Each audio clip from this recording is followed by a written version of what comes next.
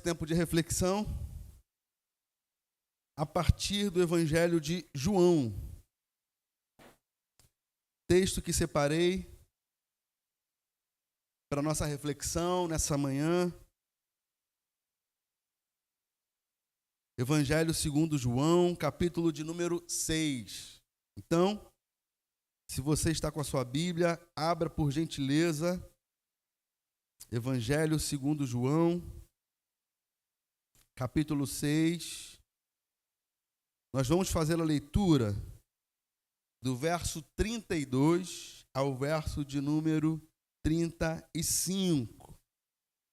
Verso de número 32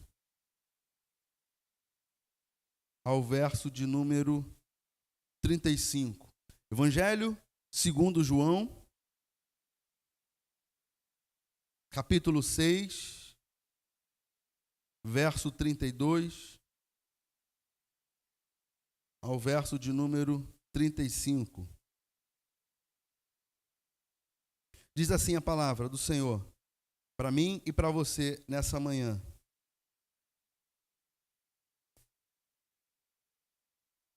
Replicou-lhe Jesus, em verdade vos digo, não foi Moisés quem vos deu o pão do céu. O verdadeiro pão do céu é meu Pai quem vos dá. Porque o pão de Deus é o que desce do céu e que dá vida ao mundo. Então lhe disseram, Senhor, dá-nos sempre desse pão. Declarou-lhe Jesus, eu sou o pão da vida. Que vem a mim, jamais terá fome. O que crê em mim, jamais terá sede. Quero repetir o verso de número 35, onde está dito. Declarou-lhe Jesus, eu sou o pão da vida. Que vem a mim, jamais terá fome. E o que crê em mim, jamais terá sede. Palavras do Senhor para o nosso coração. Vamos mais uma vez orar, pedir ao Espírito Santo que nos conduza, que fale aos nossos corações por meio da sua palavra. Santo Espírito de Deus, louvamos ao teu santo nome, entregamos as nossas ofertas e dízimos, colocamos as nossas orações, os nossos pedidos diante do altar da graça do Senhor e agora estamos diante da tua palavra. A tua palavra que é como uma espada, penetra fundo aos nossos corações. Tua palavra que é suave e poderosa, capaz de transformar a nossa mente, o nosso coração e aplicar a obra da salvação, nos justificando, nos regenerando, nos santificando. Então, mais uma vez, nos abençoe por meio da reflexão da tua palavra, nos conduza e nos alcance em nome de Jesus. Amém, amém. Entre os 4 evangelistas, Mateus, Marcos, Lucas e João, João decide falar de Jesus numa perspectiva diferente.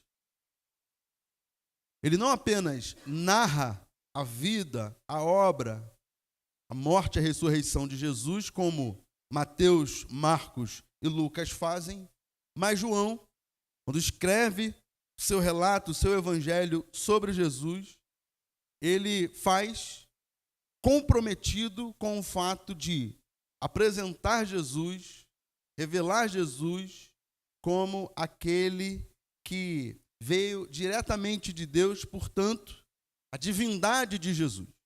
Não é sem motivo que ele começa escrevendo o seu evangelho apontando para o fato de que Jesus é o Verbo que se fez carne. Ou seja, em outras palavras, Jesus é o Logos, o princípio de todas as coisas, aquele que esteve na eternidade, está na eternidade para o todo sempre, mas que se faz homem, o Verbo, a fonte de toda existência. Então, João escreve muito comprometido em apresentar a divindade de Jesus. Havia todo um debate filosófico no entorno da pessoa de Jesus. Quem é esse? Esse é o filho do carpinteiro. Esse faz milagres, mas ele nasceu aqui, perto da gente. Então, havia toda uma discussão. E Jesus se afirmando como o Filho de Deus, enviado do próprio Deus. João escreve para explicar, para apresentar a divindade, uma equação que, humanamente falando, nós não damos conta de resolver. Jesus é 100% homem, ao mesmo tempo, e sem nenhum desequilíbrio, 100% Deus. 100% homem, 100% divino. É uma equação que a gente não consegue responder logicamente, pela lógica e pela percepção humana, mas isso é fruto da revelação. A gente só consegue guardar isso, abraçar essa verdade por meio da fé. E é o que João está se propondo a fazer no seu evangelho. Apresentar Jesus como a Deus, como aquele que veio dos céus. No capítulo 6, João começa a falar de um milagre que Jesus faz. Para João, os milagres são sinais. João chama os milagres de sinais. Ele escreve sobre 7 sinais, 7 milagres que Jesus realiza. E por 7 vezes, João também destaca a fala de Jesus usando a seguinte expressão: eu sou. Jesus usa essa expressão, eu sou. E muitas coisas aqui, quando Jesus usa a expressão eu sou, ele faz isso por 7 vezes, ele está conectando diretamente a forma que Deus havia se revelado no passado ao povo de Israel, no contexto do deserto. A Moisés, eu sou, lembra? No Êxodo, eu sou. Moisés, quem eu digo que tu és? Deus responde, diga que eu sou. Aí Jesus agora, séculos depois, afirmando a sua autoridade divina, diz, eu sou. Na mente do povo de Israel, eles fazem a conexão muito rápido. Ele está usando a mesma expressão que Deus usou para se revelar a nós no passado. E Jesus vai dizer, eu sou a água da vida, eu sou o caminho, eu sou o pão da vida, que foi o que a gente leu aqui. Por 7 vezes, Jesus usa essa expressão, ego eimi, no grego. Inclusive, eu não posso errar no grego, porque a gente tem professora de grego aqui, hein, gente? Pois é. Sério? Então, eu tenho que ter cuidado aqui com o grego, senão ela depois puxa a minha orelha. Então, é isso. Jesus, por 7 vezes, usa essa expressão. E todas as vezes que Jesus usa a expressão eu sou, ele está apontando diretamente para quem ele é, para a identidade divina dele, mas também para tudo que ele faz. Aqui, no capítulo 6, a gente vê um primeiro milagre, um primeiro sinal na linguagem de João, a multiplicação dos pães e peixes. Jesus multiplicando na frente de uma grande multidão, 5 pães e 2 peixinhos. Jesus estava reunido, ensinando uma grande multidão no seu entorno. Os discípulos chegam para ele e dizem, Jesus, o povo está com fome, o povo está cansado, despede esse povo aí. E aí começa toda uma conversa de Jesus. Jesus fala, então alimente vocês, deem de comer. Mas como é que a gente vai fazer isso? Tem uma multidão, a gente não tem recurso para isso. E aí, no meio disso tudo, uma pessoa entrega o pouco que tem nas mãos dos discípulos, eles levam a Jesus.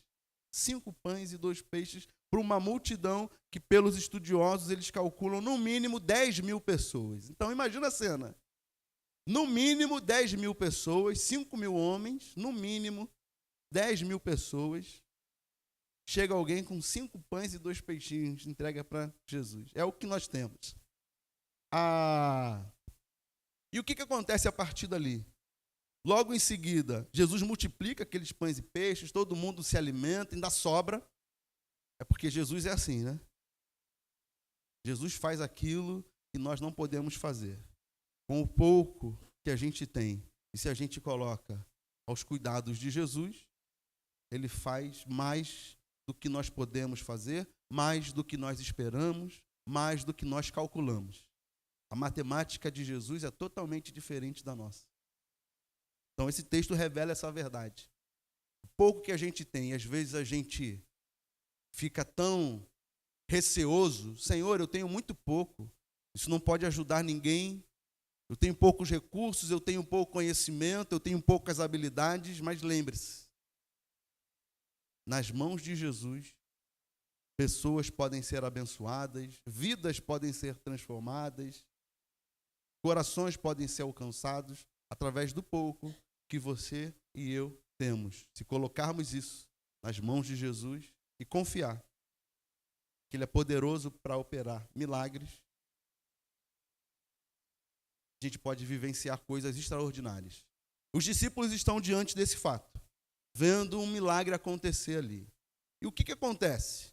Aquela multidão, todo o contexto vai falar do capítulo 6, vai falar sobre isso. Aquela multidão fica muito impressionada. Eles se impressionam.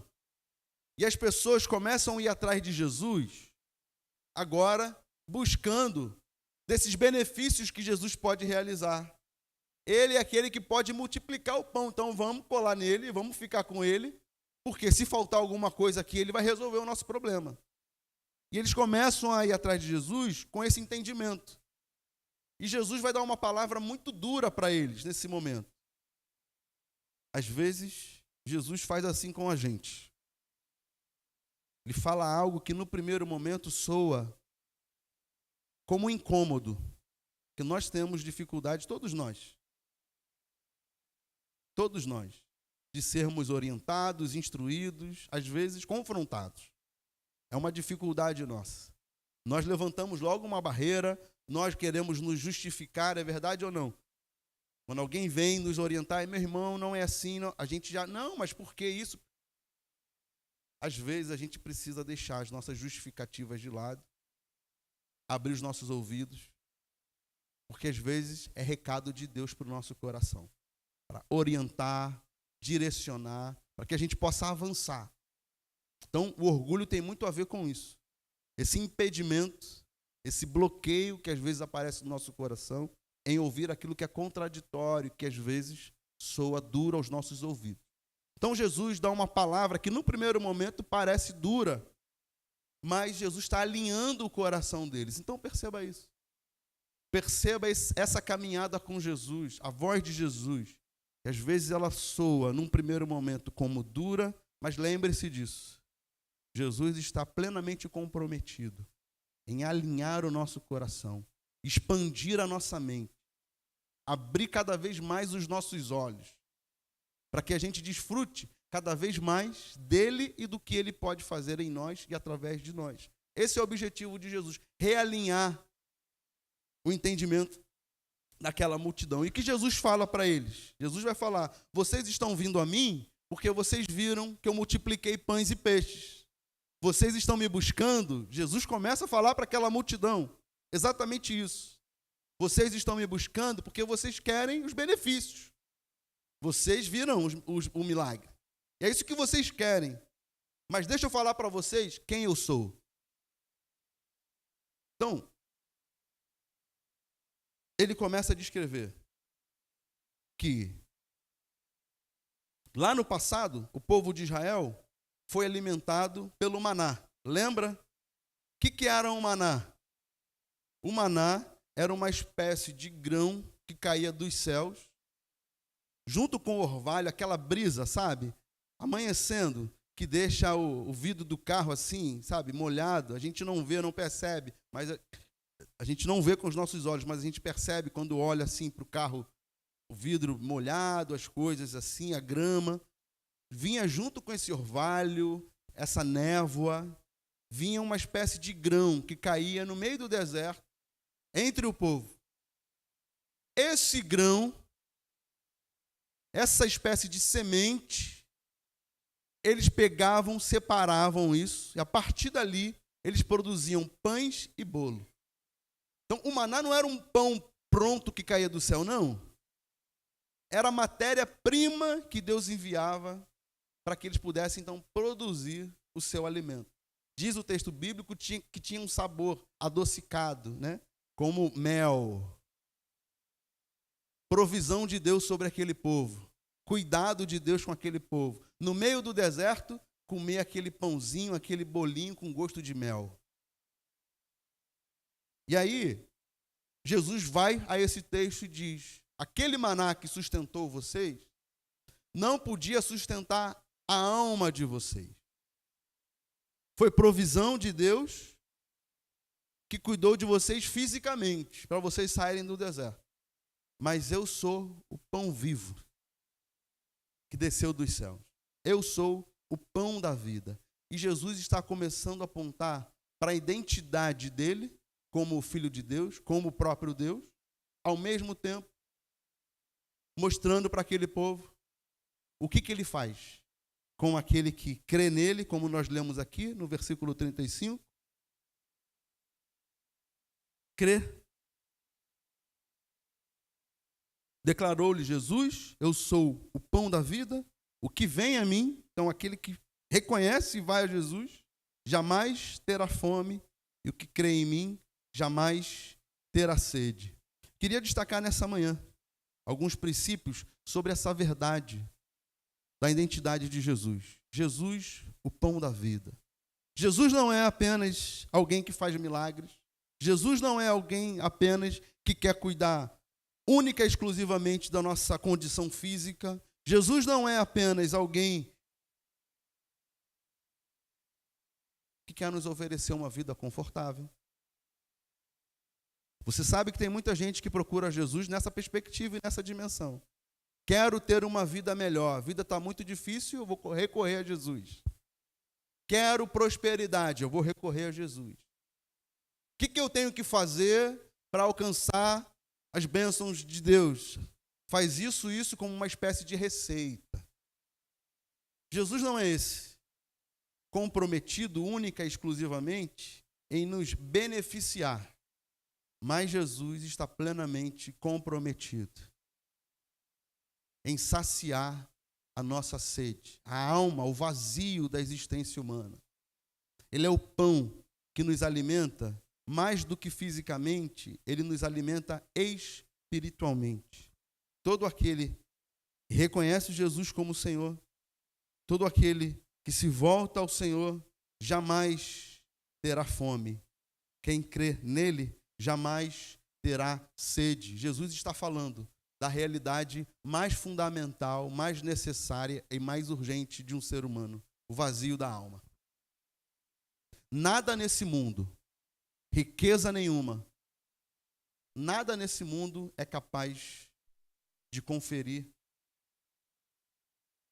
sustento para a nossa alma. Tudo isso é muito bom, tudo isso faz muito bem. Uma vida confortável, trabalhe, lute, se empenhe para viver cada vez melhor. Mas não busque a Jesus com essa única motivação, percebe? Esse é o meu ponto aqui.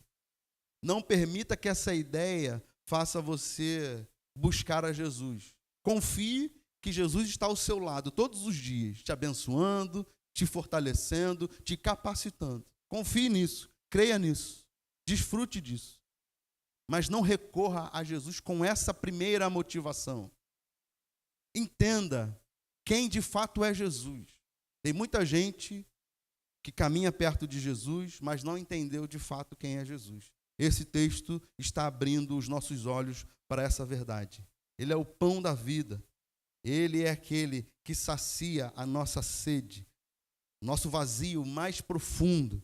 Ele é aquele que pode nos conferir saciedade. Sabe quando você está assim, com muita sede, um calor intenso, muita sede, e aí você toma aquela água. Alguns gostam de água gelada, eu prefiro água natural. Da forma que for.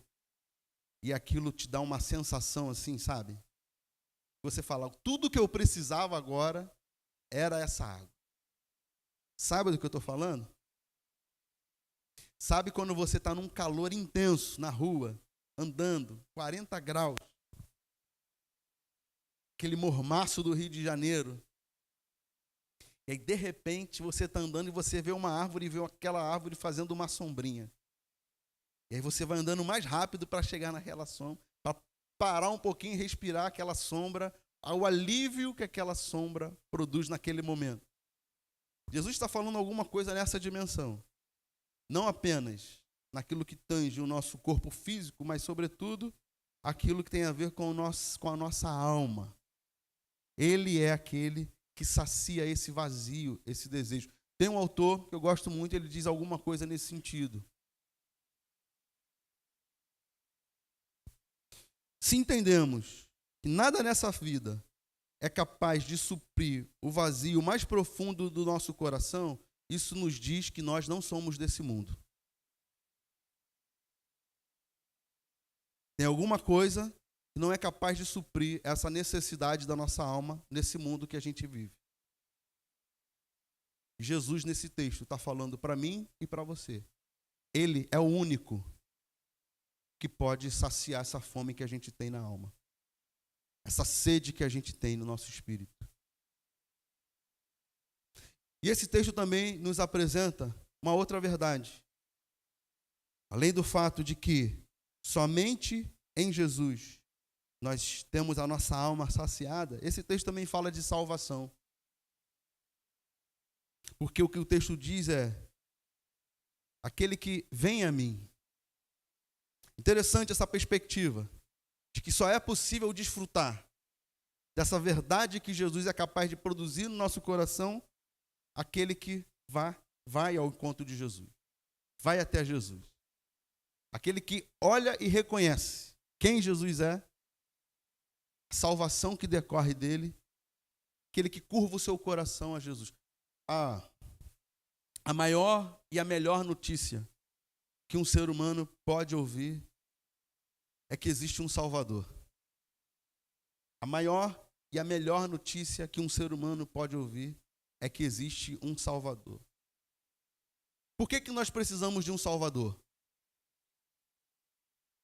Nós precisamos de um Salvador não apenas numa perspectiva escatológica, também para aquilo que acontece conosco pós-morte, para que a gente desfrute, sim, eternamente da glória e da presença de Jesus. Entretanto, nós precisamos de um Salvador para agora, para o hoje, para o aqui e para o agora.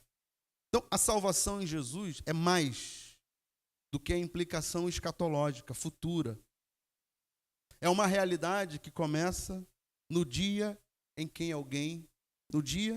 alguém confessa Jesus com os seus lábios, como Senhor e Salvador da sua vida. A partir desse momento, a salvação começa a se manifestar na vida, no coração dessa pessoa. O Espírito Santo é aplicado a esse coração. E o Espírito Santo começa a falar das verdades que fluem da vida, da obra de Jesus. É o Espírito quem aplica a essa verdade. Nenhum homem pode confessar Jesus como Senhor se não for o Espírito comunicando, incomodando, quebrantando o coração de um ser humano. Então, esse texto também fala sobre salvação, nesse sentido de que só é possível desfrutar dessa saciedade, dessa paz, desse contentamento na nossa alma, no nosso espírito, uma vez que alguém vá até Jesus. Uma vez que alguém saia de uma condição mortificada, como Paulo apóstolo fala, estávamos mortos nos nossos pecados e delitos, mas graças a Deus por Cristo Jesus. Então há aqui uma mudança de condição. Não mais mortificados, mas agora alcançados pela vida, pelo Espírito de Cristo. A minha pergunta a você, nesse momento é: você tem ido a Jesus, o pão da vida? Você tem buscado a Jesus, o pão da vida? Você recorre a Jesus, o pão da vida? Porque, meu irmão, minha irmã, nós precisamos entender que a salvação é um processo que acontece todos os dias. Por quê? Porque o nosso coração ele foi alcançado pela realidade da queda. De modo que há uma batalha dentro de nós, Paulo apóstolo vai falar sobre isso. O espírito que milita contra a carne. É uma espécie de batalha interna. A nossa carne querendo nos fazer virar as costas para o Criador. Esse é o maior problema. O pecado nos afeta assim. Querendo colocar uma falsa verdade em nós, de que é possível viver distante da presença do Criador. O pecado se constitui nisso. A partir disso, os seus desdobramentos práticos. Mas na primeira instância, num primeiro momento, o pecado é o homem virando as costas para o Criador. Uma falsa voz. Voz do inimigo. Você não precisa estar no ambiente da igreja. Afinal de contas, Deus está com você em todos os lugares. Deus está conosco em todos os lugares. Mas a igreja é o corpo de Cristo. Na perspectiva do Evangelho, um cristão não é chamado para viver fora do corpo, percebe? É no corpo. Nós fazemos parte de um corpo. O fato é, nós precisamos de um Salvador porque essa voz nos alcança todos os dias. De que nós não precisamos do nosso Criador. Todos os dias nós precisamos ser salvos. Salvos dessa realidade que alcançou o nosso coração. E mais, vou dizer outra coisa para você. Salvo da dureza do nosso próprio coração, do nosso ego, do nosso orgulho, da nossa vaidade, das nossas preferências, inclusive. Salvos disso. Salvos não apenas numa dimensão espiritual, é sobretudo espiritual, mas salvos também da nossa própria carne, da nossa própria humanidade afetada pela queda. Que ao invés de nos impulsionar para esse tipo de vida que glorifica o nome do Senhor, muitas vezes nos faz retroceder. Nós precisamos de um Salvador em todas as instâncias da nossa vida. Nós precisamos de um Redentor para redimir todas as áreas da nossa existência. Para realinhar aquilo que a gente valoriza, realinhar as nossas perspectivas a respeito de quem somos, a respeito de quem Deus é, a respeito de como Deus espera que nós vivamos juntos. Precisamos de um Salvador. Percebe? Que não é muito mais do que uma expectativa escatológica. Eu vou morrer, eu sei que eu estou salvo, eu sei que eu estou em Cristo, eu vou para a glória. Amém. Isso é uma verdade bíblica, mas não se resume a isso. A salvação ela nos alcança aqui, todos os dias, em todos os momentos. Daí a minha pergunta, você recorre a Jesus, o pão da vida? A quem você recorre quando você percebe o seu coração vazio, duro?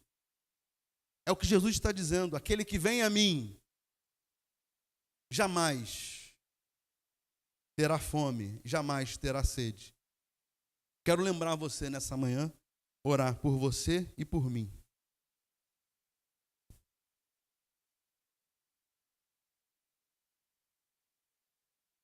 Pedindo ao Senhor que a todos os dias, não apenas enquanto estamos aqui reunidos em culto, mas que seja uma realidade diária, constante, na sua vida e na minha vida. A consciência de quem é Jesus.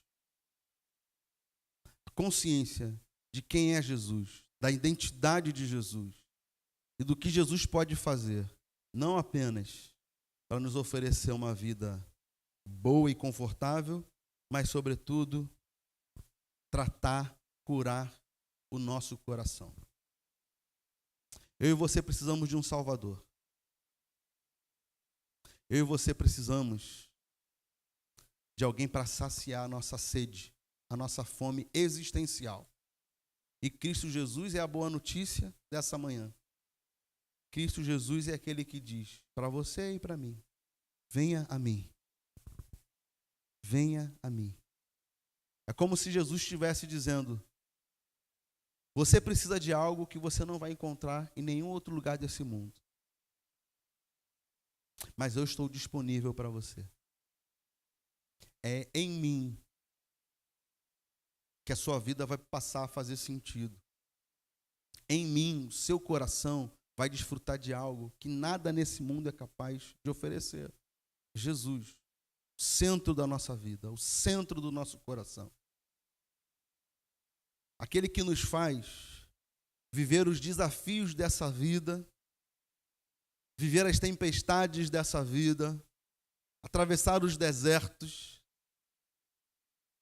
sem perder a esperança. Sem ficar pelo caminho. Meu irmão, minha irmã, não permita que os seus pés parem diante dos desafios da vida. Não permita. Porque é Jesus quem diz para você, nessa manhã, venha a mim. Venha a mim e desfrute de tudo que eu posso fazer em você, por você, através de você. Que o Senhor te encoraje nessa manhã. Que o Senhor te abençoe nessa manhã. Aplicando no seu coração, ministrando ao seu coração a verdade de quem Ele é. A verdade de que nós podemos contar com a presença gloriosa todos os dias de Jesus. Não apenas quando estamos reunidos em culto, mas na nossa vida cotidiana, diária, fazendo aquelas tarefas mais rotineiras. Saber que ali a voz de Jesus também alcança o nosso coração. Tratando, encorajando, chamando, para que a gente possa desfrutar da presença viva de Jesus no nosso coração. Vamos fazer uma oração? Quero convidar você a se colocar de pé nesse momento. Jesus, o pão da vida, nosso alimento espiritual, aquele que, para além de saciar a nossa condição física, é aquele que ocupa o nosso coração de tal forma que a gente pode passar por essa vida com o coração pacificado, com o coração repousado nele. Senhor bendito, é diante da tua palavra que nós estamos. Essa verdade preciosa e gloriosa. De que essa busca, de que esse vazio só pode ser saciada em Ti. E a Tua palavra nos lembra que o Senhor nos chama, que o Senhor nos oferece da Tua própria vida. É a Tua vida sendo aplicada ao nosso coração, manifestando em nós tudo aquilo que decorre do Senhor, forjando o nosso coração, lapidando o nosso coração, a nossa mente, para que possamos desfrutar, Pai, da vida que somente o Senhor pode nos oferecer, essa vida plena, essa vida abundante que o Senhor nos promete. Só é possível se for em Ti. E que nós busquemos, Pai, cada vez mais a Tua presença. Que todos os dias, Pai, voltemos os nossos corações a Ti, lembrando dessa palavra, lembrando desse chamado. O Teu chamado, quando diz, venham a mim. Estamos aqui porque estamos indo na Tua direção. E continuemos, Pai, a buscar a Tua direção todos os dias. Os nossos pés caminhem, Pai, todos os dias, na Tua direção. Somente no Senhor nós encontramos plenitude e sentido para a nossa vida e para a nossa existência. Fortalecimento para a nossa alma. Alimento sólido, Pai, para o nosso espírito. É no Senhor, somente no Senhor. Fora do Senhor nós estamos fadados a ficar pelo caminho, a enfraquecer, a esmorecer. Mas é no Senhor, como diz o apóstolo Paulo, combati o bom combate, completei a carreira e guardei a fé. Que seja assim também na minha vida e na vida dos meus irmãos, para a glória e honra do Teu santo nome. É a nossa oração em nome de Jesus. Amém, amém e amém. Agora, meu irmão, minha irmã, que a graça do nosso Senhor e Salvador Jesus Cristo, grande amor de Deus, o nosso Pai, e a comunhão e as doces consolações do Santo Espírito sejam com todos vocês, com todo o povo de Deus, desde agora e para todo sempre. Amém. Amém.